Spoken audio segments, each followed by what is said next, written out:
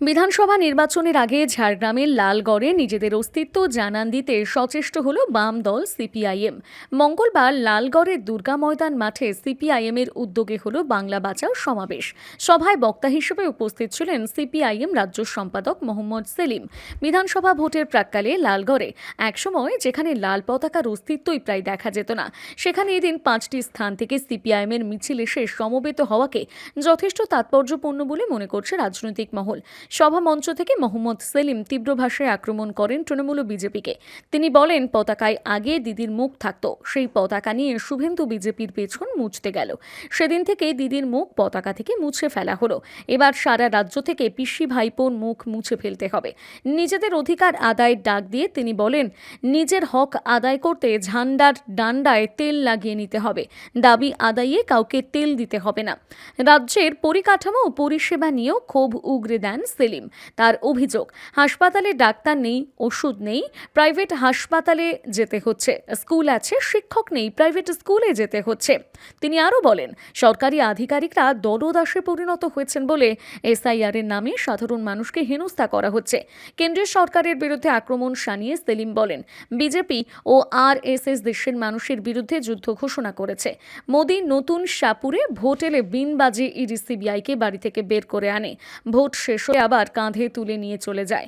এভাবেই বক্তব্যের আগাগোড়া রাজ্যে তৃণমূল এবং কেন্দ্রে বিজেপিকে তুলোধনা করেন সিপিআইএমের রাজ্য সম্পাদক। আমি এখানে ঝাড়গ্রামে এসেছি, আমি এখানে লালগড়ে এসেছি, যেখানে এই তৃণমূল কংগ্রেস, বিজেপি, আরএসএস সবাই মিলে মাওবাদীদের নিয়ে আমাদের কংগ্রেসে খুন করেছে। সেটা গল্পের বদলে তুমি নবান্নদিকে কথা বলে, এখানকার কথা বলে এখানে ঠিক বলে দিচ্ছি আমি। আচ্ছা, আরেকটা প্রশ্ন, যে আনন্দপুরের যে বিধ্বংসী আগুন, এখনো 32 জন নিখোঁজ। গোটা রাজ্য জ্বলছে। আনন্দপুরে আগুন হয়েছে, মল্লিকবাইয়ের আগুন হয়েছে, কোথাও একটা আগুন নেওয়ানোর ব্যবস্থা নেই। অগ্নিকন্যার রাজত্বে আগুন নিয়ে জ্বলবে, আগুন নিয়ে খেলেছেন।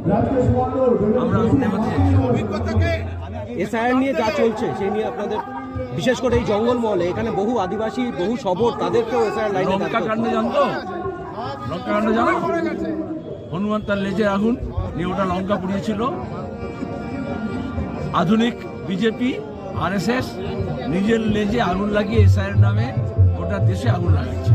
এসআইআরটা হচ্ছে গোটা দেশের সব মানুষকে বিপদে ফেলেছে, আর ইলেকশন কমিশনকে দিয়ে সাধারণ মানুষের নামে যুদ্ধ ঘোষণা করেছে। তার বিরুদ্ধে আমাদের লড়াই। যে লালগড়কে একদম হাতিয়ার করে এখানে পালা বদলের কথা বলা হয়েছিল, আবার কি সেই লালগড়ই নতুন করে যাচ্ছে? আচ্ছা, গড়ের নাম লাল, এটা বোঝা যাচ্ছে না, এটা গেরুয়া নয়। আর দ্বিতীয়ত হচ্ছে, শত শহীদের রক্তে রাঙা এই লাল ঝান্ডা শুভেন্দু যখন বিজেপির নেতা, যখন কিষেনজির হচ্ছে যুব সেনাপতি, আর তৃণমূল, আর তার সঙ্গে হচ্ছে জনগণের মিলিশিয়ার নামে আরএসএস, তৃণমূল আর মাওবাদীদের যৌথ, তার সঙ্গে কিছু বুদ্ধিজীবী জুড়েছিল। তারা ভেবেছিল কমিউনিস্টদের খুন করে শেষ করে দেবে বাংলায়। কিন্তু এত সহজে লাল ঝান্ডা শেষ হয় না, কমিউনিস্টরা শেষ হয় না। আজকে মাওবাদীরা কোথায় গেল?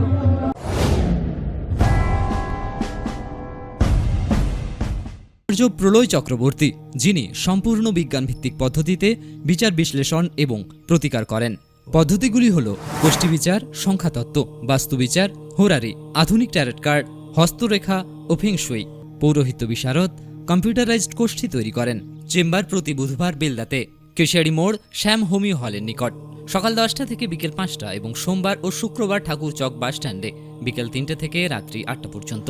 এছাড়া বাড়িতেও চেম্বার করেন ঠাকুরচক হাই স্কুলের নিকট প্রত্যহ সকাল 9টা থেকে 11টা পর্যন্ত এবং বিকেল 3টে থেকে সন্ধে 6টা পর্যন্ত। এছাড়া প্রতি ইংরেজি মাসের প্রথম ও শেষ সপ্তাহে রবিবার সকাল 11টা থেকে 5টা পর্যন্ত জুনবলদা 9 নম্বর অঞ্চল অফিসের নিকট চম্পা স্টুডিও দ্বিতলে। কেশিয়ারি আপ্যায়ন লজ প্রতি ইংরেজি মাসের প্রথম ও শেষ সপ্তাহে শনিবার। নিজেকে আপডেট রাখতে ফলো করুন সানন্দা নিউজ।